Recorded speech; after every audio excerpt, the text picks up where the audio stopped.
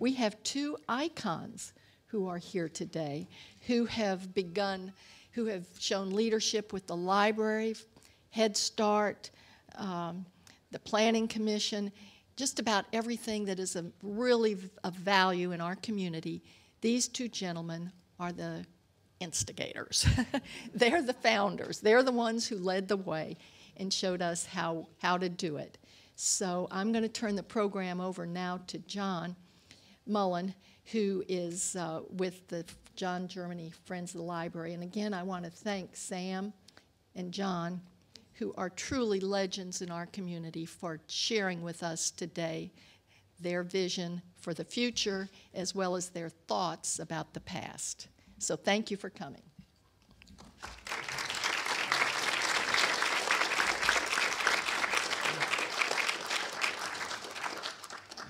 Thank you, Jan. And, we are sitting today within 3 blocks of 2 of the most significant buildings in downtown Tampa. Of course, the Sam M. Gibbons United States Courthouse is 3 blocks away, an important building to those of us lawyers in the community. And of course, we're sitting today inside the John F. Germany Library.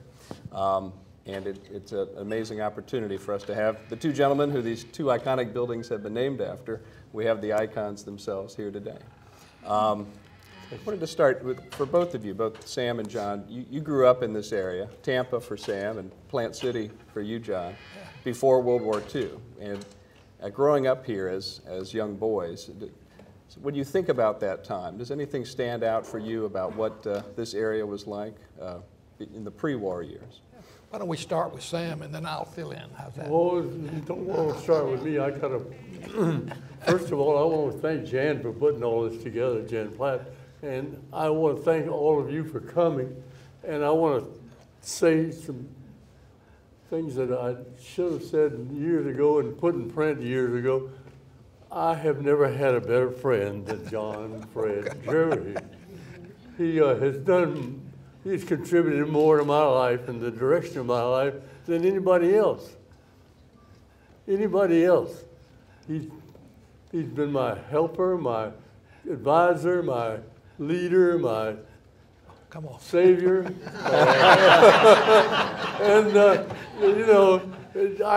John, I never could do enough for you. I can't say enough kind things for you to know how much I appreciate you. Now, I always thought his name was John Germany until I went to Plant City with him one time, and I learned that his name was John Fred. John Fred in Plant City. John is not just John; he's John Fred Germany, and everybody in Plant City knew him and loved him. He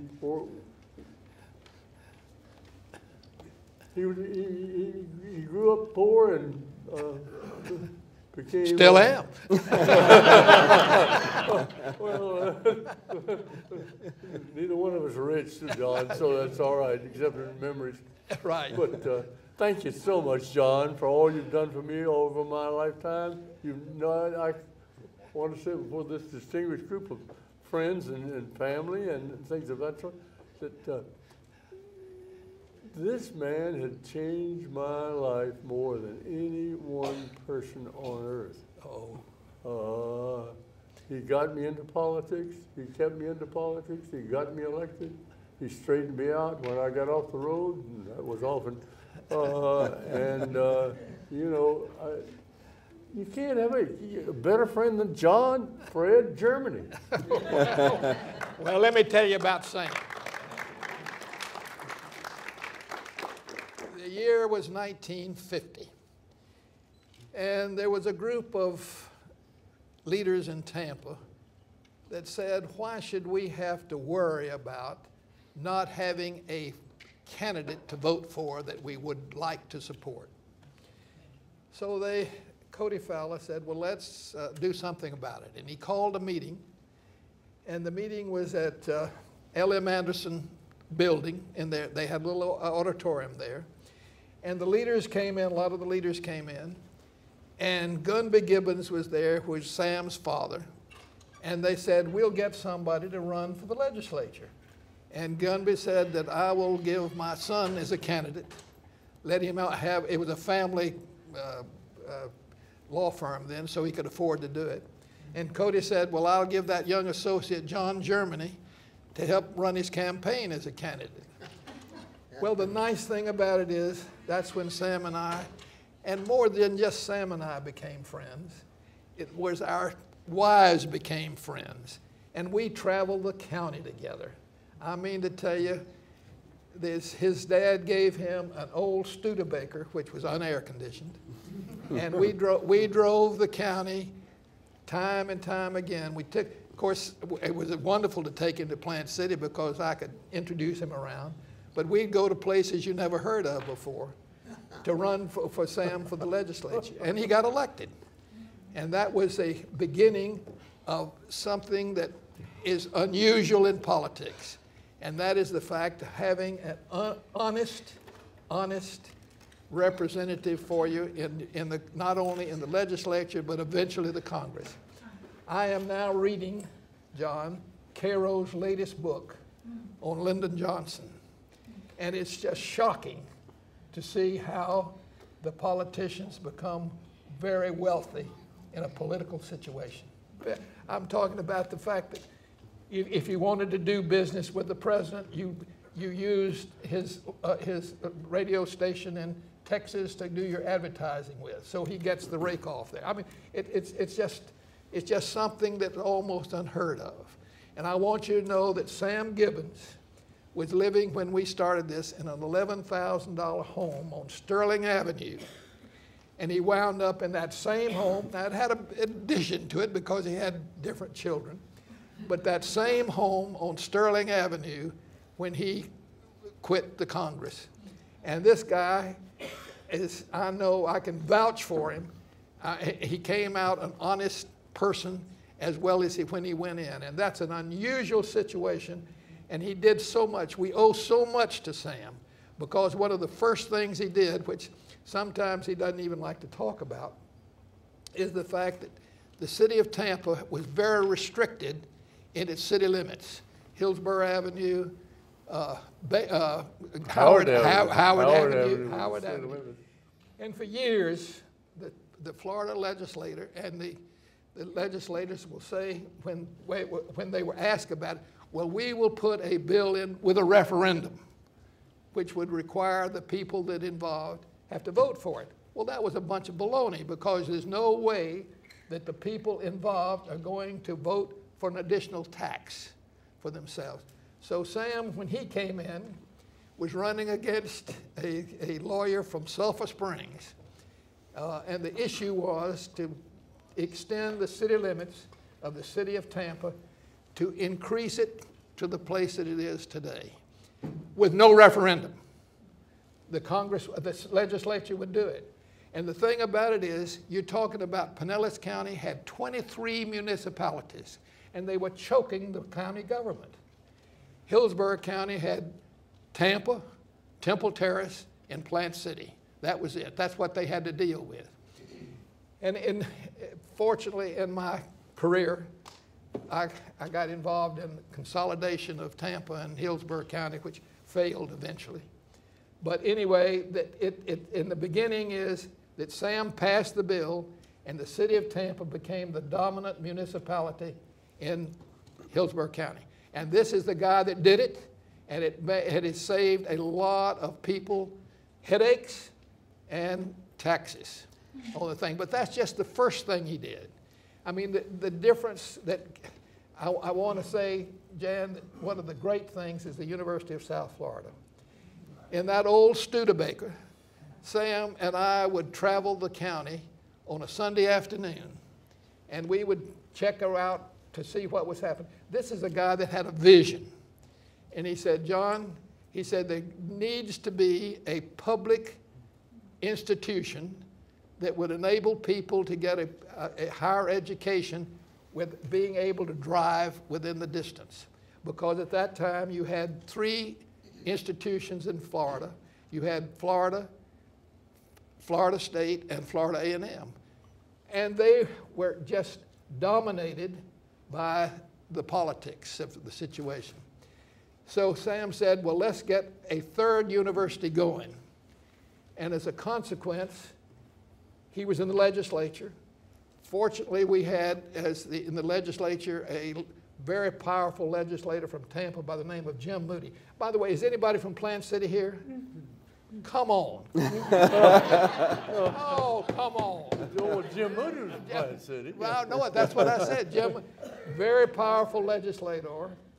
Oh, yeah, Jenny, hold your hand up. Papel, Judge Papel.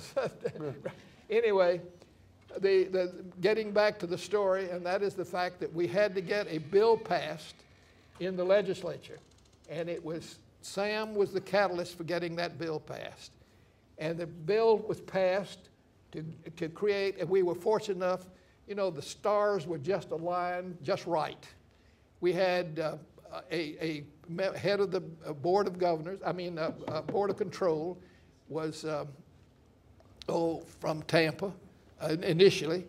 Well, he was St. Petersburg. Well, eventually, he practiced law in St. Anyway, there were things that were going good, and Sam got the bill passed, but the thing about it is the bill is no good unless it's been funded. So the next legislature, Sam passed a bill to fund it, to start the funding of the University of South Florida. Well, it passed, and in those days, in 1955 and 1957, I was the governor's aide to the legislature. And we lived, we had one child. We lived in Tallahassee during the period of time, the legislature. But when the legislature was over, we would come back to Tampa. Well, the legislature was 1957, Sam. And the bill was on the governor's desk. And you got to understand that Leroy Collins was, in my opinion, one of the greatest governors that this state has ever had. But Leroy Collins did not have a real formal education. And his program was for junior colleges. He wanted to create as many junior colleges as possible to bring them close to the people. Well, the bill came onto his desk, and in that period of time, once again, the stars were just aligned just right. My wife, the lease was over in Tallahassee, and my wife moved back to Tampa. So there I was in the old Duval Hotel by myself. And Mary Call, Leroy's wife, had been asked to go to Europe with her friend. And Roy was in the mansion by himself. So Roy said, John, come on over and live with me, and we'll get all the work done at night. So sure enough, I did. And one of the things that came up was the funding of the University of South Florida. And we discussed it. And we discussed it, and we discussed this. Now, you got to understand that these were powerful forces that were against this, and that is the University of Florida and FSU. FSU, Roy was right there. He was in the midst of it, and he kept saying, we ought to have these junior colleges and let them grow. Well, it was very important that we get this funding through, and finally Roy said, I tell you what, John, I'll let it become law, but I will not sign it, which would get him off the hook of Florida and FSU. And that's all we needed. But once again, Sam was called to do extra duty because the University of South Florida had not been named. So the Board of Regents had to name it. And of course, there was this wonderful cousin of ours in Pinellas County did not want it to be named the University of South Florida because it gives it a persona that they said is not true. It's not in South Florida. So call it, what was it? TCU. Yeah, right.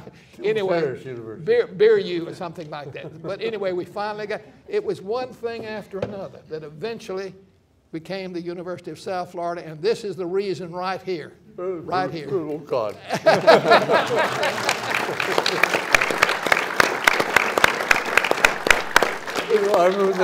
Bill Shirley, is anybody here from the University of South Florida beside you? Okay, good. Graduate. Yeah. All right.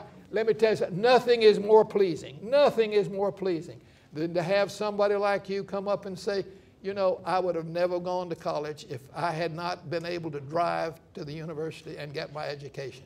And here I've been teaching students for 20 years. I mean, that is one of the most pleasant things that can be said. John, you see them all over the world. That's right. Really.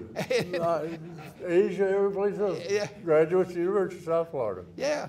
Anyway, I'm sorry that Jen Schaff's not here today because this is really in Sam's honor, and he did it.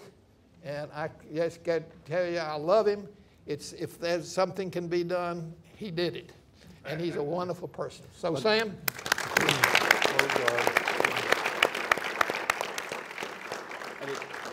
Well, John, you'll be probably startled to know, but I have decided not to be buried, not to be cremated. I have turned my body over to the education system of Florida to teach students how to carve on people and teach them what they need to know about anatomy.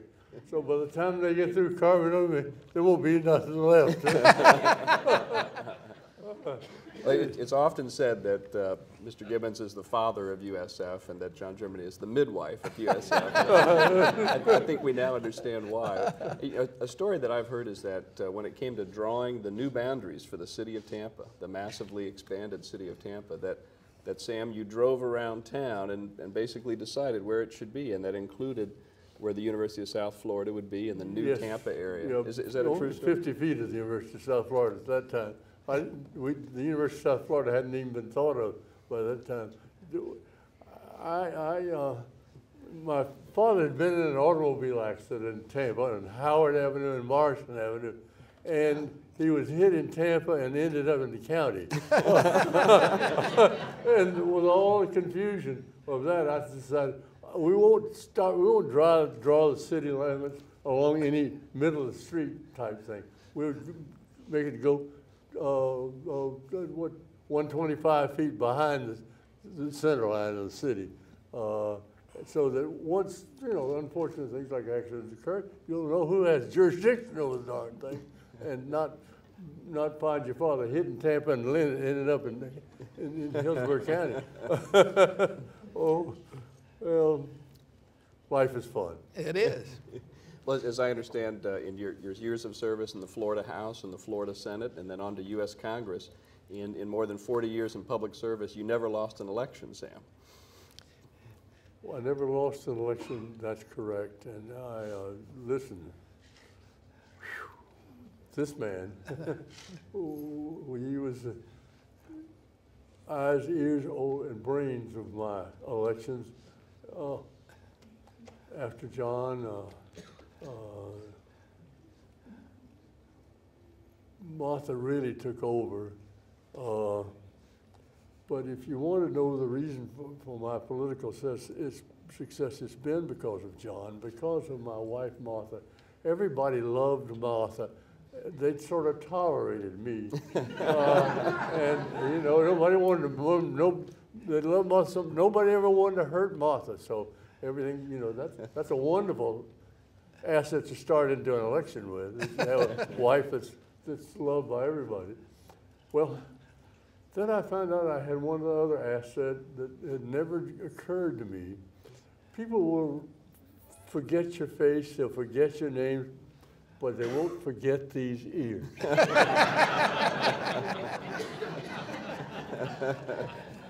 So, I got them. I got the ears. My mother spent most of her time, or a lot of her time, trying to get my ears pinned back so they'd be back in my head like most people's ears are. And they never did. And I don't know why she didn't look at her father-in-law and say, he just inherited his grandfather's ears. That's right. Well, one of the great things that Sam did when he was in the Congress, and today he says the reason that they are so divisive is of the jet airplane. Because at the time that he was in Congress, he took his family and lived there at McLean, Virginia. So on the weekends, they socialized with everybody. You didn't make a distinction between a Democrat or a Republican. You became friends with the people of character. And Sam said that the minute that the jet airplane was introduced, all of the members of Congress that would fly off to their homes and nobody would be left for the weekend to socialize with. So you didn't become friends with anybody. That's correct. And that was one of the real downfalls of being able to get compromises in the Congress. And I think he's absolutely correct. Well, Sam, how did it come about after several years of serving in Tallahassee? How did it come about that you decided to run for Congress and take on the new task at the federal level? Howard Franklin Bridge. And Martha and I were driving over the beach one day, and our family in the car with us, and we got to chatting. And just before we hit the mainland over there, Martha says, "Why don't you run for Congress, Sam?" And so I did.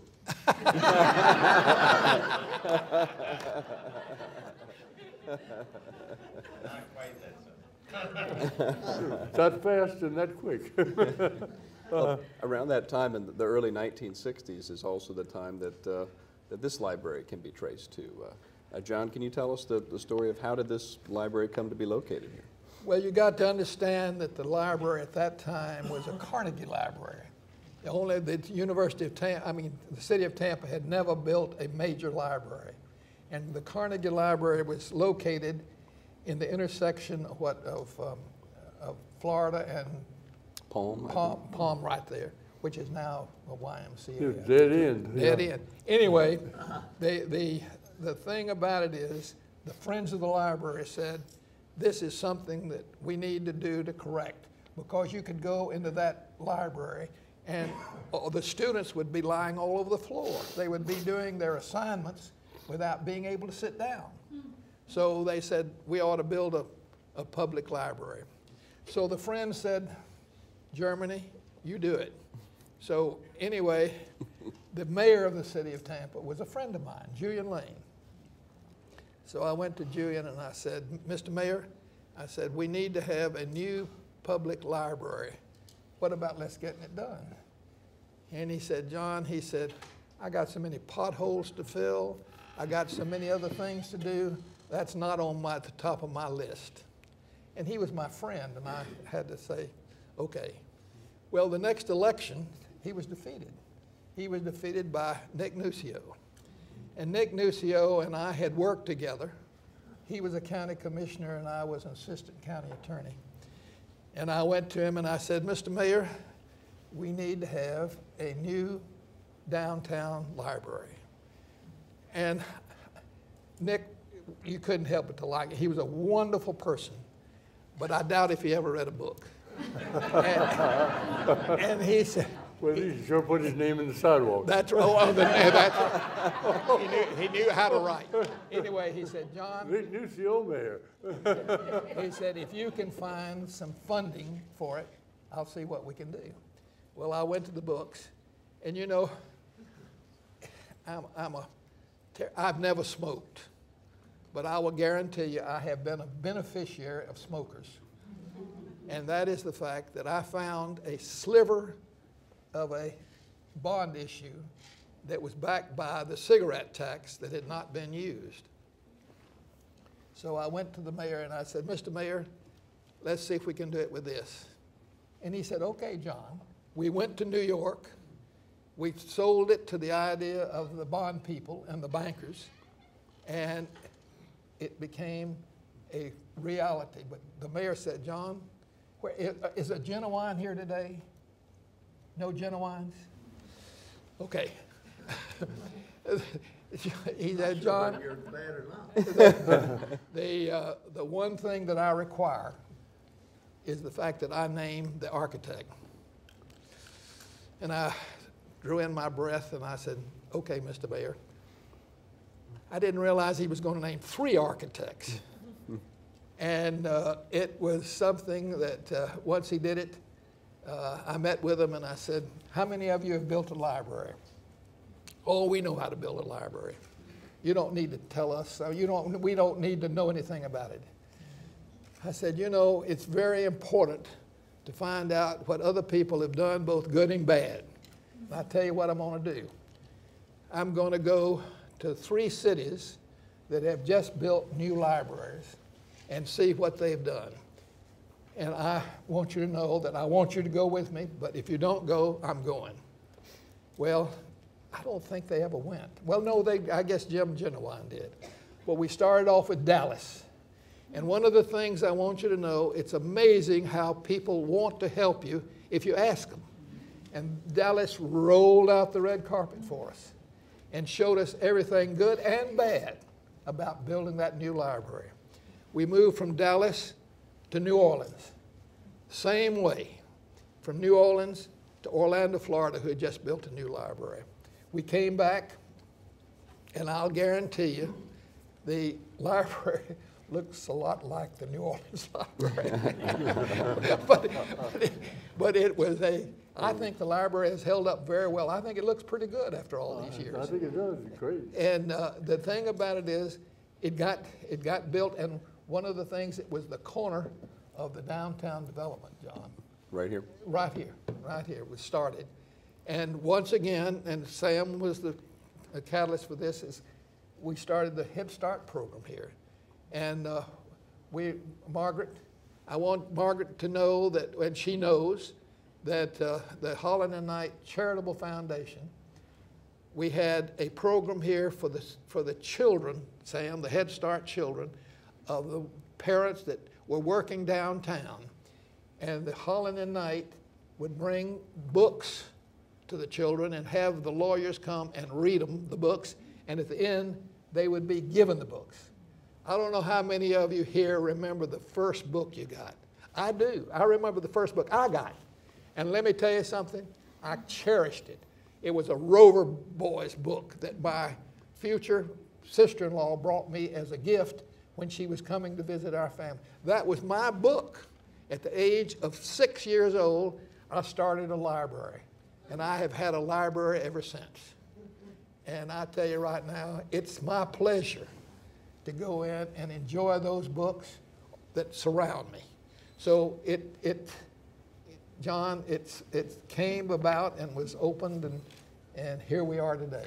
And here we are, 2014 will be, we're considering the centennial, the 100th anniversary of public library in Tampa. And that's because the Carnegie Library was built in 1914. Right. This library was built in 1964-65. So about half of the century at the Carnegie Library, half of the century here. Well, and John, you pointed to the Head Start program and other programs that date back to the Great Society in the 1960s. And Lyndon Johnson, I know a special interest of yours, as well as Robert Caro. That's right. Sam, when you think of serving in Congress in the 1960s and with Lyndon Johnson, who had been a leader in the Senate and, as I understand it, controlled the Senate from the White House, what do you recall of Lyndon Johnson in the White House days? Boy, I could fill volumes on that. It all began right down here on Hillsborough River. I had been elected to the state senate, and I had not gone to the Democratic National Convention out in California. And all of a sudden, they had a little gathering down on the river down here. You remember where the old band shell used to be on the hotel grounds, or Tampa U grounds now? Well, there was Bobby Kennedy.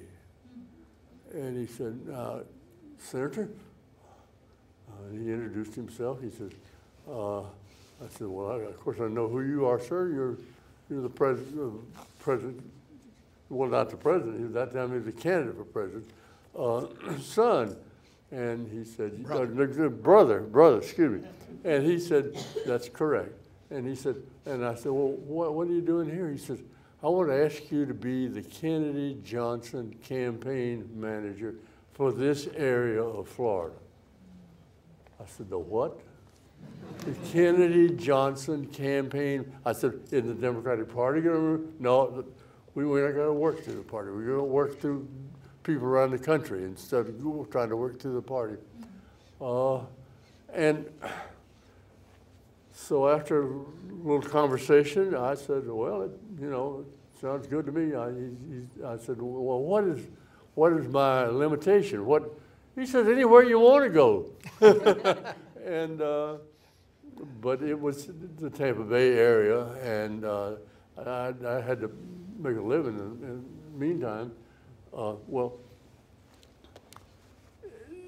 so many things have happened to me right down here on the banks of the Hillsborough. I was born right over there at the Tampa Bay Hotel grounds in January 20th, 1920, when it was the hotel. I was just on the other side of the hotel from the river. And so this little riverfront here, from Cass Street down to now what we call Kennedy Boulevard. Sonny and I were Boy Scouts together. We played along here. We used to play capture the flag. That's how we learned how to get rough and dirty and learn how to be parachutists. we didn't jump down there, but Sonny and I ended up in the parachute troops. He in the Pacific, me in the Atlantic, and it's the Hillsborough River, this little stretch from what we call from Cass Street down to what is now what used to be Lafayette Street Bridge. It's now the Kennedy Avenue Bridge. That was home. That was home. We'd come down here on Saturday park our bicycles at Henderson Supply place over here, next to the Florida Hotel, and walk to the Crest the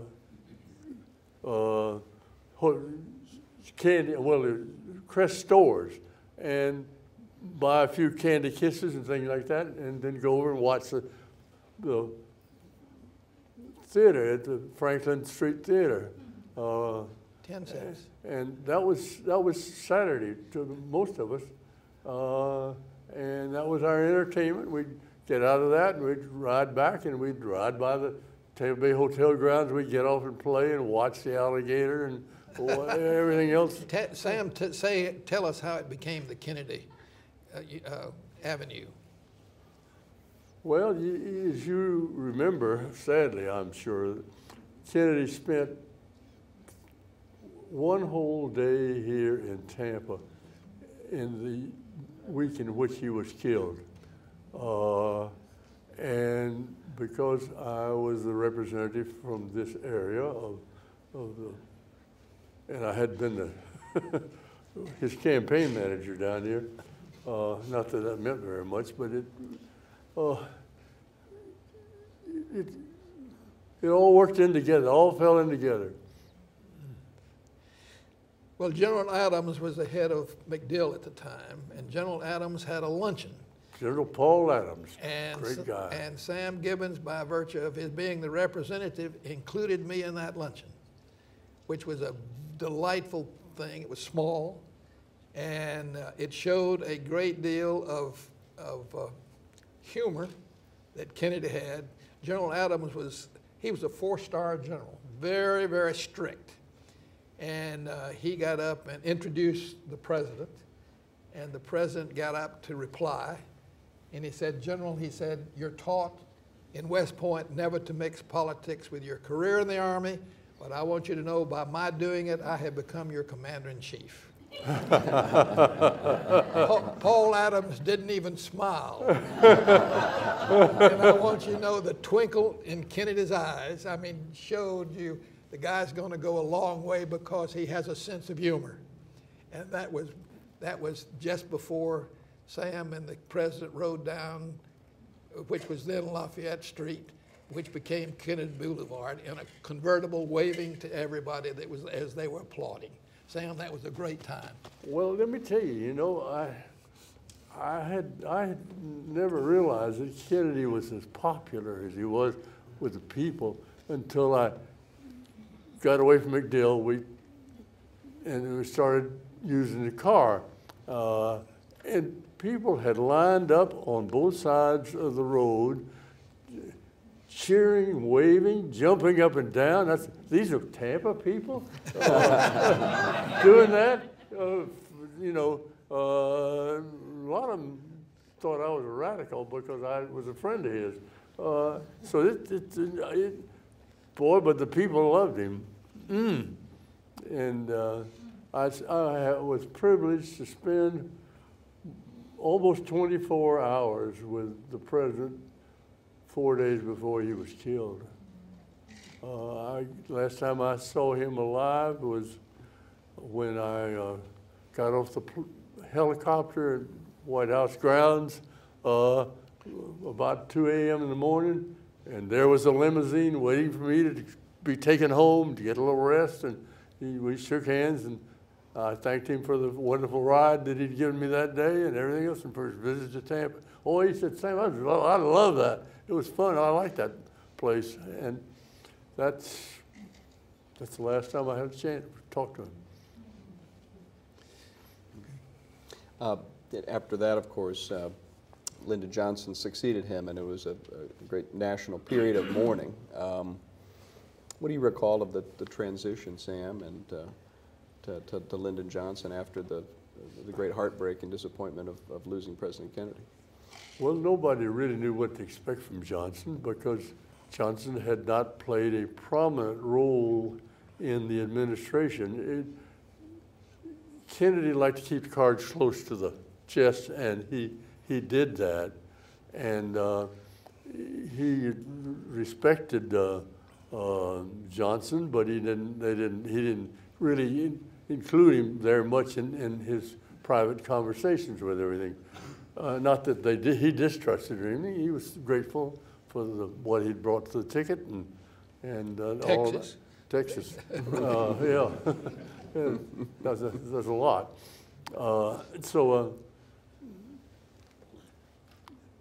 But Johnson was really a school teacher. His father was a school teacher out in Johnson City, Texas. Lyndon Johnson was a school teacher in Johnson City, Texas, and he taught a lot of education of educating people, and he really set out to be the education president and became the sacrifice of the mistake of going into Vietnam, as we did. John, but I'd like to add just one thing here.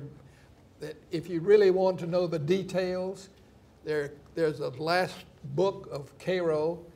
He has made a lifetime of investigating. Lyndon Johnson has made hundreds of interviews and of reports, and great detail of that transfer of power, and it's fascinating.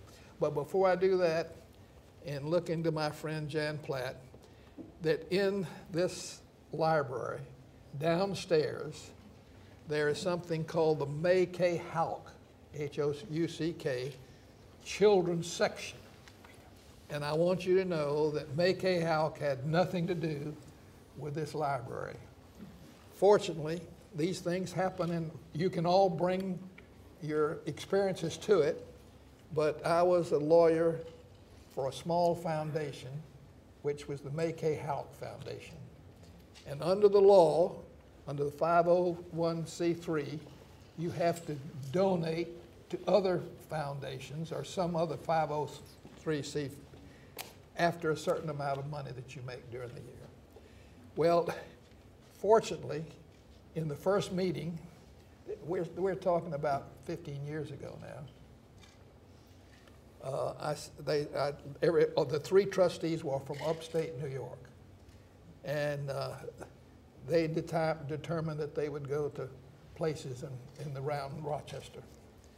But there was enough money left that I said, you know, what about the university? What about the Tampa Library downtown? And they said, okay. And I want you to know, over those years, over $100,000 has been given to the Tampa Library for the building for those children in the May K. Houck thing. It's dwindled this year. They've only got $8,000. But that's something that has been a gift without any connection of the Tampa community to the people who were giving it. And you can see the results of the foundation's gifts largely in the children's section of this library. Right. It's just wonderfully decorated, and there are a lot of children's programs are run through there. Through that, right. So that thankfully for the foundation's efforts. That's right.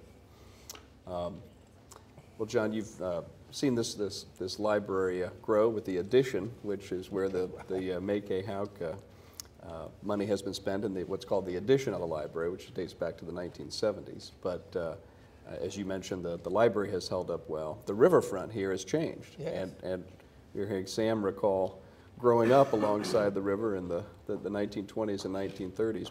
What do both of you think of how the riverfront has changed and how it's changing today with the river walk that Pam Iorio started, and it seems our current mayor is pushing through? What do you think of the changes along the riverfront? Well, Sam, you want to start? Yeah, because I like part of it. I like the improvements that have been made and the cleanup of the riverfront that's going on right here. This used to be the most disgusting place in Tampa because it was the railroad terminal, Atlantic Coastline's freight yard, and warehouse area, and it was full of pigeons and rats. For the grain, for the Jackson grain that we eat. Yeah, That's, well, the pigeons and rats just about rule this section of town.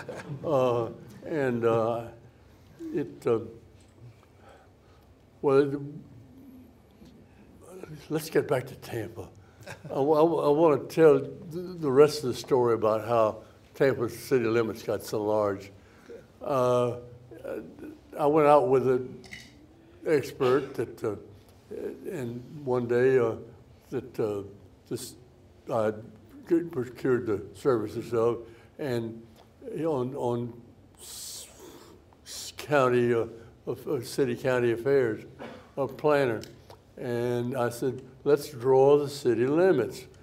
So I got a map out of a First National Bank building of the city of Tampa down here, and he got his pen and I got my Crayolas, and we started around in my old Studebaker early one day just before Christmas of 1951, was it?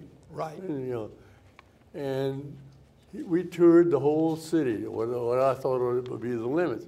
I said, let's put the city limits way out here and way out here and way out here and way out here, but we can't go further than the civilized part of the world. Where we can't go out into the orange groves and the cow pastures or anything like that. But we went as far as we could at that time.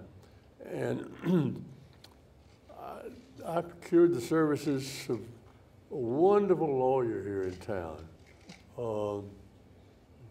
John Himes. John Himes. John practiced law with John Himes for a while. And John Himes was my lawyer, technician in drawing the complications of the annexation law. And I couldn't have had a better lawyer in my life than John Himes doing the legal work. He was a scholar. He was a student. He drove fast. He was smart. He caught on, and he wanted to see the thing work successfully. And so for about 2.5 months, I spent most of my life with John Himes working on the city annexation bill. Well, when we got all through, it was a bill about 200 pages long, lots of detail in it, and he said, well, we got to do certain things, Sam, certain legal steps to get it considered by the legislature, and so he took all those steps. And then finally the bill arrived in Tallahassee while the session was going on. And I sat down one afternoon and read and didn't find anything in there I disliked. And I introduced the bill the next morning. It passed the House that day. It passed the Senate that day. It went to the governor's bedroom and was signed that day. And so within 24 hours, I don't think most of the people in the legislature, no, most of the people in Tampa knew what had happened. Tampa had been expanded out to the middle of the bay, all over the place. And it's roughly the same boundary it has today. without a referendum. Without a referendum. Well, Sam, as I understand it, when you started with the legislature, there was no growth planning system at all in the state of Florida, and you were helpful or instrumental in developing the planning commission for Hillsborough County. Well, I thought that one of the worst things you see when you look at any metropolitan area is that there's never been any planning. It just grows like topsy. And I thought you could control that growth in some sensible way. It's been very difficult to do.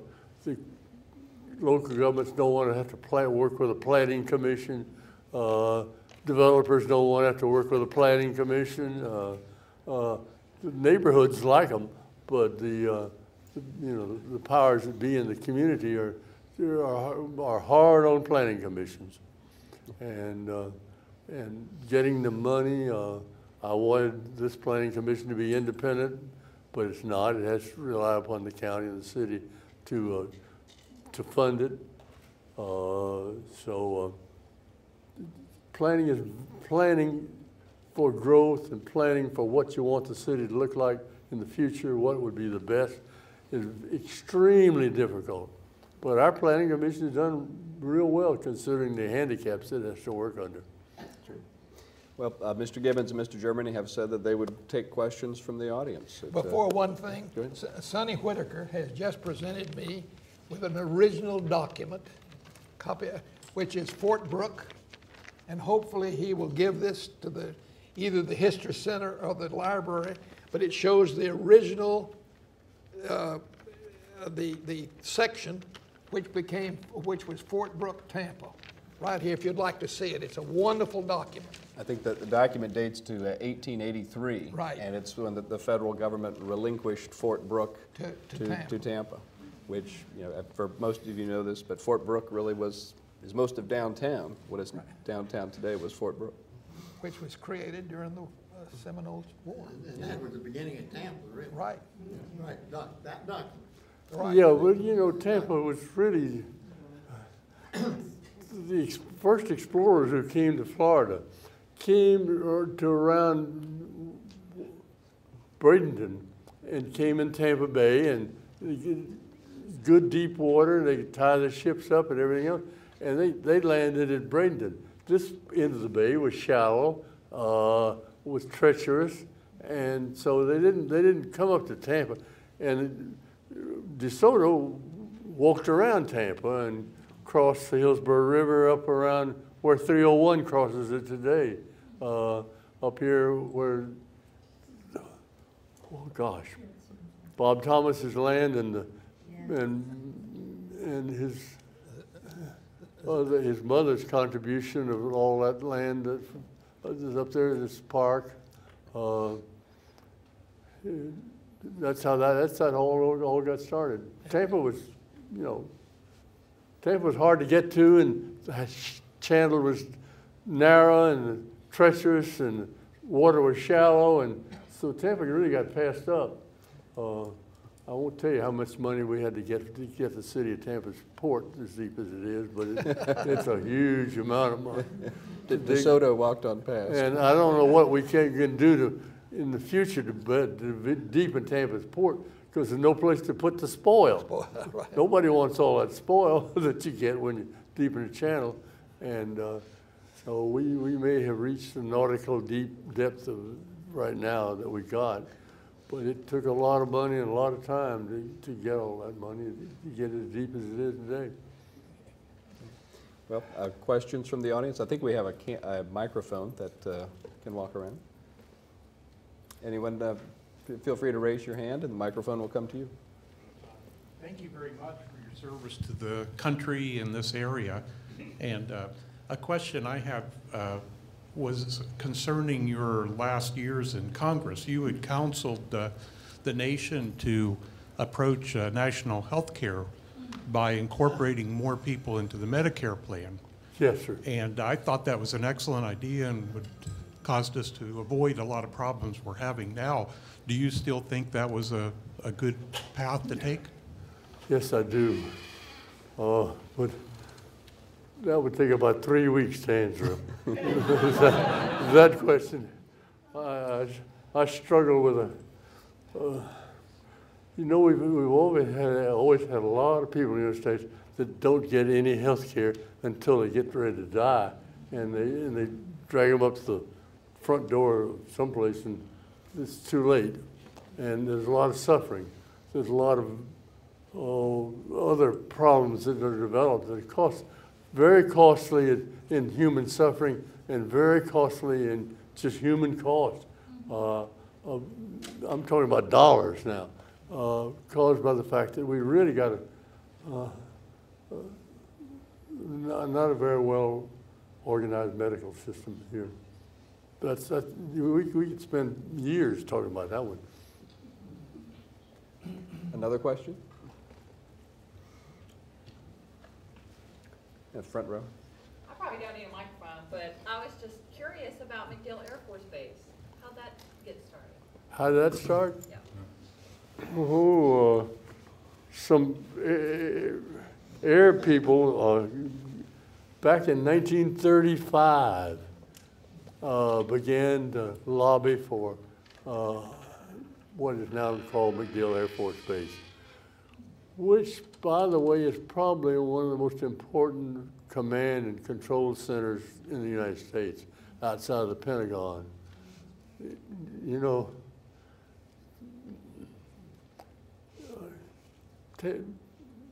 that airport base out there runs most of the world, really. It's got 50 or 60 foreigners,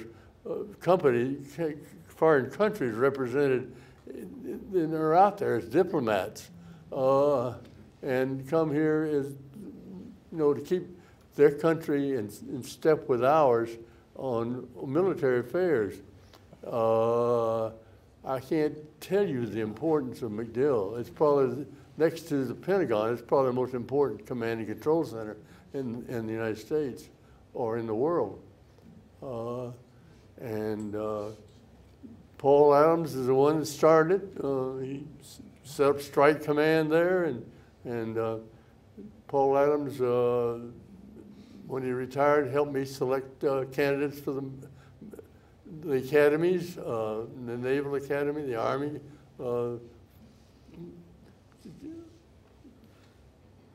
West Point, and other academies like that. And he just threw himself into it. Paul Adams was one of the unsung heroes of Tampa. He set the tone and led the fight to make the controversial integration that had to take place here to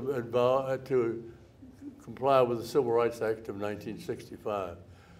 Where other towns had almost riots in them, Tampa was calm, collected, and got them all done. Now, he was that kind. John, let's go back to politics here very locally. I just thought of something. When we first ran for office, we had a men's committee, we had a women's committee, and we had a Latin and a black committee. All those people kind of work things through when you're planning your campaign for election. Well, we didn't do that, John. After the first couple of times, we just combined them all and had them all meet in the same room at the same time. And we got the plans right. Oh, Lordy. I think we have time for one more question. Both of you have been seen and watched the political life of the nation for such a long time. What do you think about what's going on now and the way the country's divided? Well, I think it's terrible. I think that the members of Congress ought to be up in Washington working their fannies off. They're not. They go up there and demonstrate for about a day and a half, get back on the airplane, fly back home, and go around and make speeches at home. I don't call that governing. That's chaotic. And we just don't have the we don't have the 7-day-a-week contact that was so essential to keep a legislative body. You know, the United States government is wonderful. We think it's great. You know that nobody on earth ever copied us? Nobody else on earth ever copied us. But we think it's great. I think it's great. But it's not one of the, most of the people on earth have followed just the structure of their government is different. I'd like to thank everyone for coming out today and thank Hillsborough TV for broadcasting and recording this. And most of all, thank Sam Gibbons and John Germany for spending time with us today and sharing some stories. Very much appreciate it. And I think you'll both stay around for a little while afterwards. We've got some refreshments and we can talk a little further. And thank everybody for coming. Yeah, that's right. That's for you. That's